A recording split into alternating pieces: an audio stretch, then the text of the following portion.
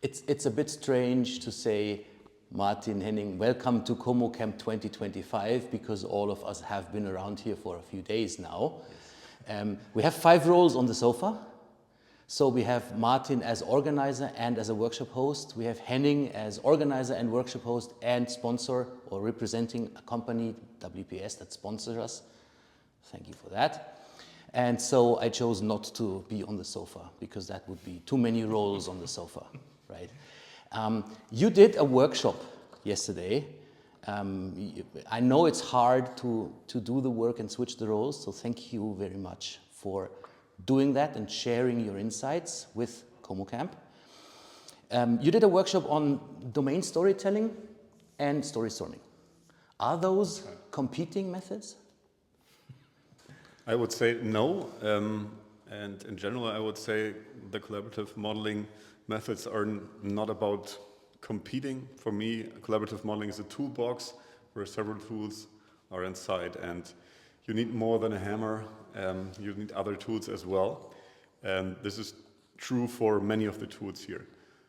And domain storytelling and storystorming are similar in a way. They are different rotations for the same thing from my point of view.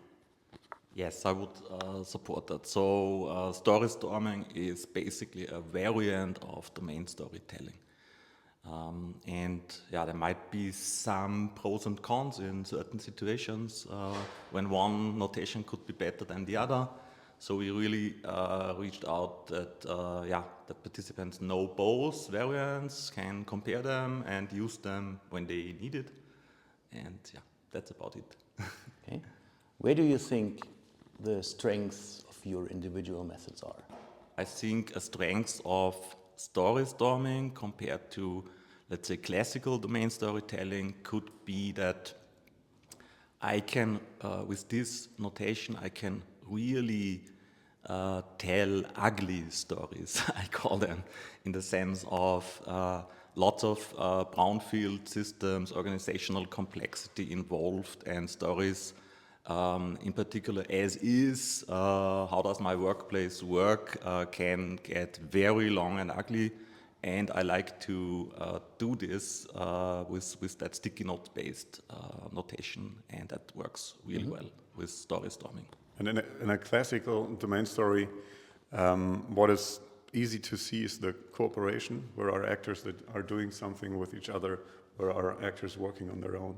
So an old name for domain stories is actually cooperation pictures. So that's one of the strengths there. And I'd like to add one thing. I said collaborative modeling is a toolbox, and for different situations you need different tools. That is true. And it's also true that depending on who takes the tool into their hands, the tool will be used in a different way. You can see this on the conference here pretty much, and I would say storystorming and domain storytelling are kind of the same tool used by different modelers. Totally, and it reminds me now also that storystorming is more language oriented, but I also got the feedback yesterday, but some people really like the icons in the classical domain storytelling, so that might also make a difference. Final question. What was more difficult for you? Collaborating on this workshop or collaborating to organize ComoCamp? Collaborate, that's an easy one, because we didn't collaborate on the workshop at all. We just said, okay, we're going to split the workshop, because we spent so much time organizing the camp itself. There was basically 10 minutes preparation time for the workshop itself. So we said, okay, or Martin said, well, Henning, you take half of the room and I take the other half of the room. And we split the groups, and after half of the workshop, we just changed the groups. So now it's out there in the open. We didn't prepare at all. I think I would say that's in the true ComoCamp open space spirit. Yes. Okay, so why should people come to ComoCamp 2026? I just think it's a super cool experience to be here. We have this hands-on intro day to really get into the mood and get started. It's a bit more planned and curated, if you want so.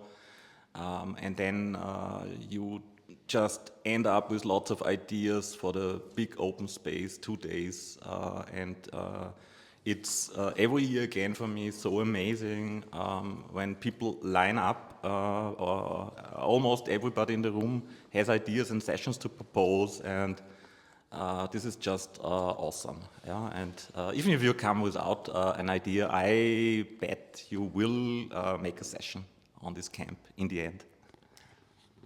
I might be a bit biased, but from the 20 or 30 conferences I attend a year, the ComoCamp is always the highlight.